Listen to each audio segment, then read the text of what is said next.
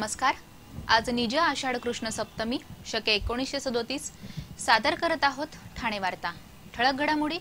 पालिका क्षेत्रातील धोकादायक इमारती तात्काळ रिकाम्या करण्याचे पालिका आयुक्तांचे आदेश। कृष्णा निवास इमारत दुर्घटनेप्रकरणी चौकशी करण्यासाठी त्रिसदस्यीय समितीची नियुक्ती आणि कृष्णा निवास इमारतीच्या राडारोड्यात 30 लाखाहून अधिक किमतीचा ऐवज सापडला। या आणि इतर घडामोडी विस्तृतपणे पण काही क्षणातच। ठाणे वार्ता पहा श्रीस्थानक वाहिनीवर। आता सकाळी 9:15 पासून रात्री 9:15 पर्यंत ठाणे वार्ता, ठाण्यातील पहिलं दृकश्राव्य माध्यम। श्रीस्थानक वाहिनी ठाण्याची स्वतःची वाहिनी। ठाण्यातील घडामोडी, कार्यक्रम, वादविवाद, अगदी गाणी, नाटक याचा आनंद घर बसल्या पहा श्रीस्थानक वाहिनी। आपल्या ठाण्याचं हक्काचं व्यासपीठ श्रीस्थानक वाहिनी। ठाणे वार्ता आता संकेतस्थळावर देखील ठाणेवार्ता.com वर क्लिक करा आणि ठाण्याच्या घडामोडी जाणून घ्या। ठाण्यातील पहिलं ऑनलाईन माध्यम ठाणेवार्ता.com। नमस्कार मंडळी, दर रविवारी पाहायला विसरू नका। नमस्कार मंडळी, आपल्या प्रश्नांचं थेट उत्तर। ठाणे वार्ता पहा श्रीस्थानक वाहिनीवर। आता सकाळी 9:15 पासून रात्री 9:15 पर्यंत ठाणे वार्ता, ठाण्यातील पहिलं दृकश्राव्य माध्यम। कृष्णा निवास इमारत दुर्घटनेनंतर ठाणे पालिकेने 2446 धोकादायक इमारतींना पुन्हा नोटिसा पाठवल्या आहेत। कृष्णा निवास इमारतीच्या दुर्घटनेनंतर या इमारतीच्या जवळ असलेली कमलाजी भवन ही इमारत 2 महिन्यांपूर्वीच पालिकेने पाडण्यास सुरुवात केली होती। तर कृष्णा निवासच्या मागे असलेल्या गणेश दर्शन या इमारतीला पालिकेने नोटीस बजावल्याने या इमारतीत वास्तव्य करणारी 31 कुटुंब धास्तावली आहेत। या इमारत दुर्घटनेनंतर पालिका आयुक्तांनी धोकादायक इमारतींवर कठोर कारवाईचे आदेश दिले आहेत। त्यानुसार या धोकादायक इमारतींना पुन्हा नोटिसा बजावण्याचं काम सुरू झालं आहे। कळव्यातील सोनुबाई टॉवर, नौपाड्यातील यशवंत कुंज आणि आजी कृपा तसंच मुंब्र्यातील 2 इमारतींवर कारवाई केली जाणार आहे। या इमारतीतील रहिवाशांना संक्रमण शिबिरात हलवलं जाणार असलं तरी या कारवाईला रहिवाशांचा विरोध आहे। वाहतूक पोलिसांच्या टोईंग गाडीवर काम करणाऱ्या मुलांची दादागिरी वाढली असून रस्त्यावर अगदी पार्किंगमध्ये उभ्या असलेल्या दुचाक्या उचलून नेण्याचे प्रकार घडत आहेत। वाहतूक पोलिसांची या मुलांना साथ असून आपली वाहनं घेण्यासाठी गेलेल्या वाहन चालकांना अनेकदा या मुलांच्या उर्मट वागणुकीचा सामना करावा लागला आहे। काल तर उर्मट वागणुकीवर न थांबता या मुलांनी 2 महाविद्यालयीन विद्यार्थ्यांना जबर मारहाण करण्याचा प्रकार घडला आहे। ठाण्यात एका महाविद्यालयात जाणारे अक्षय मोरे आणि त्याचा मित्र वैभव अडलगे हे दोघे रस्त्यावर दुचाकी उभी करून गप्पा मारत असताना वाहतूक पोलिसांची गाडी तिथे आली। या गाडीतील मुलांनी त्यांची गाडी उचलण्याचा प्रयत्न केला तेव्हा त्या दोघांनी त्याला विरोध दर्शवला। त्यावर पोलिसांच्या गाडीत असलेल्या मुलांनी अक्षय आणि वैभवला स्टंप आणि लोखंडी रॉडनं मारहाण केली। या गाडीवर असलेले वाहतूक पोलीस RS पाटील या प्रकारानंतर तिथून निघून गेले। अक्षयवर खासगी रुग्णालयात उपचार सुरू आहेत। वाहतूक शाखेच्या पोलीस उपायुक्त रश्मी करंदीकर यांनी या प्रकरणाची कडक चौकशी करण्याचे आदेश दिले असून टोईंग व्हॅनवरील वाहतूक पोलीस कर्मचारी RS पाटील यांची वाहतूक नियंत्रण कक्षात बदली करण्यात आली आहे।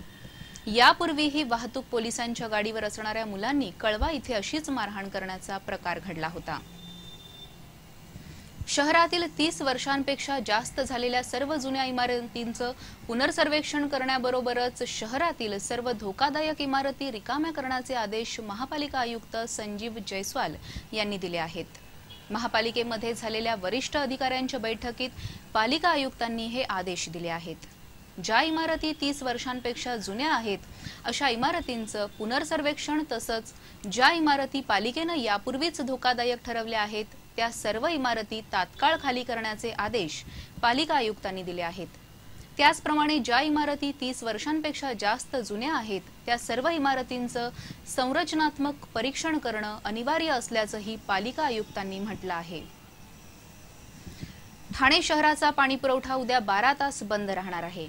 ठाणे शहराला पाणी पुरवठा करणाऱ्या स्टेम पाणी पुरवठा कंपनीमार्फत अत्यावश्यक दुरुस्तीच्या कामासाठी उद्या हा पाणी पुरवठा सकाळी 9 ते रात्री 9 असा 12 तास बंद राहणार आहे। यामुळे सिद्धेश्वर, ऋतुपार्क, उथळसर, नौपाडा, वृंदावन, श्रीरंग, पाचपाखाडी, चरई, इंदिरानगर, लोकमान्य नगर, श्रीनगर, सावरकर नगर, रामनगर, रूपादेवीपाडा आणि किसन नगर परिसराचा पाणी पुरवठा 12 तास बंद राहणार आहे। ठाण्याच्या सरस्वती मराठी माध्यमाच्या 230 विद्यार्थ्यांनी ठाणे पूर्वतील निर्माल्यापासून खत तयार केल्या जाणाऱ्या प्रकल्पाला भेट दिली आणि या प्रकल्पाचं कामकाज समजून घेतलं। शहरातील विविध मंदिरं, स्मशानभूमी, फुलबाजार अशा विविध ठिकाणाहून फुलांचं संकलन कसं केलं जातं, त्यानंतर प्रकल्पावर त्यांचं जैविक आणि अजैविक अशा प्रकारात कसं वर्गीकरण होतं, मशीनमध्ये फुलं कशी बारीक होतात, त्यानंतर हौदात टाकल्यानंतर गांडूळ त्यापासून कसं खत तयार करतात याचा विद्यार्थ्यांनी प्रत्यक्ष अनुभव घेतला। संकलित फुलं, त्यांच्या वर्गीकरणाची प्रक्रिया, गांडुळांचं प्रत्यक्ष काम आणि तयार झालेलं खत पाहून मुलांचं कुतूहल जागं झालं। गांडुळं काय खातात, उपयुक्त जीवाणू म्हणजे काय, फुलं कुजल्यानंतर काय होतं, निर्माल्यातील प्लास्टिकचं काय करतात, फुलांचं खत किती दिवसात तयार होतं, असे असंख्य प्रश्न मुलांनी यावेळी उपस्थित केले। ठाणे महापालिका, प्रदूषण नियंत्रण कक्ष आणि समर्थ भारत व्यासपीठ यांच्या संयुक्त विद्यमानं हा प्रकल्प चालवला जातो। विद्यार्थ्यांच्या प्रश्नांना प्रदूषण नियंत्रण कक्षाच्या विद्या सावंत, विशाल हिंगे, समर्थ भारतचे उल्हास कारले, भट सावंत यांनी उत्तरं दिली। ठाणे महापालिकेनं निर्माल्य व्यवस्थापनाचा प्रकल्प अभ्यास सहलीसाठी शाळांकरिता खुला केला आहे। दर मंगळवार, गुरुवार आणि शनिवारी हा प्रकल्प पाहता येणार आहे। ज्या शाळांना अथवा सामान्य नागरिकांना हा प्रकल्प पाहायची इच्छा असेल त्यांनी 2545 46 44 या दूरध्वनी क्रमांकावर संपर्क साधावा असं आवाहन करण्यात आलं आहे। ठाणे वार्ता पहा श्रीस्थानक वाहिनीवर आता सकाळी 9:15 पासून रात्री 9:15 पर्यंत। ठाणे वार्ता, ठाण्यातील पहिलं दृकश्राव्य माध्यम। आपला परिसर स्वच्छ आणि सुंदर ठेवण्यासाठी ठाणे महापालिकेत सहकार्य करा। ओला सुका कचरा वेगवेगळा जमा करा आणि रोगराईपासून मुक्तता मिळवा। ठाणे वार्ता आता संकेतस्थळावर देखील ठाणेवार्ता.com वर क्लिक करा आणि ठाण्याच्या घडामोडी जाणून घ्या। ठाण्यातील पहिलं ऑनलाईन माध्यम ठाणेवार्ता.com। डॉक्टर आणि रुग्णांचं पिढ्यानपिढ्यांचं जिव्हाळ्याचं नातं म्हणजेच डॉक्टर बेडेकर हॉस्पिटल आता अत्याधुनिक सोयी सुविधा आणि तंत्रज्ञान युक्त वंध्यत्व निवारण केंद्रात IVF आणि टेस्ट ट्यूब बेबीची ही सुविधा। डॉक्टर बेडेकर हॉस्पिटल, महर्षी कर्वेपथ, ठाणे। 65 वर्षांची निरंतर सेवा। ठाणे वार्ता पहा श्रीस्थानक वाहिनीवर आता सकाळी 9:15 पासून रात्री 9:15 पर्यंत।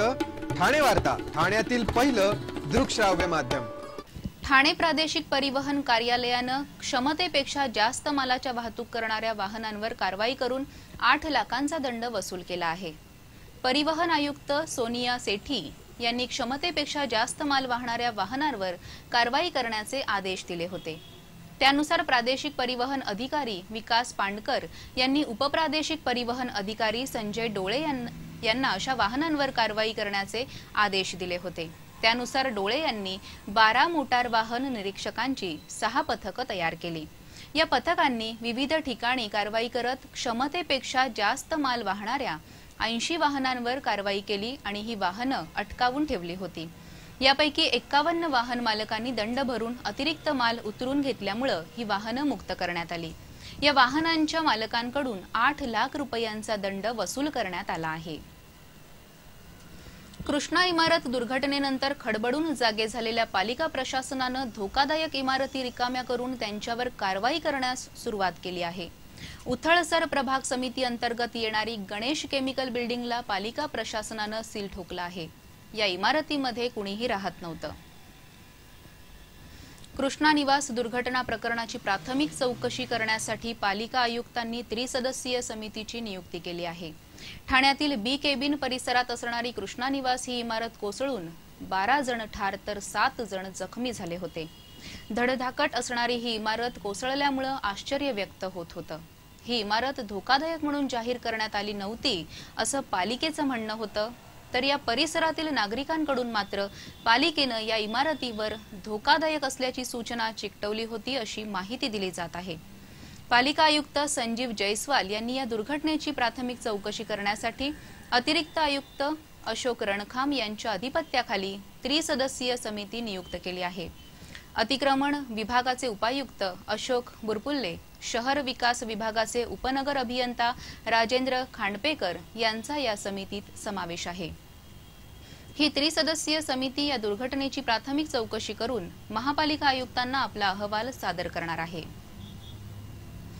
कृष्णा निवास इमारतीच्या राडारोड्यात 30 लाखांहून अधिक किमतीचा ऐवज मिळाला आहे। कृष्णा निवास इमारत पडल्यानंतर बचाव कार्य सुरू करण्यात आलं। या बचाव कार्याच्या दरम्यान या इमारतीतून 70 तोळे सोनं, चांदी, 3.25 लाखांची रोकड, खोकेबंद महागडे 20 मोबाईल फोन मिळाले आहेत। 3.25 लाखांची रोकड एका प्लास्टिक पिशवीत होती। बचाव कार्य सुरू असताना राडारोड्यात मिळणाऱ्या वस्तू बाजूच्या इमारतीत ठेवण्यात आल्या होत्या।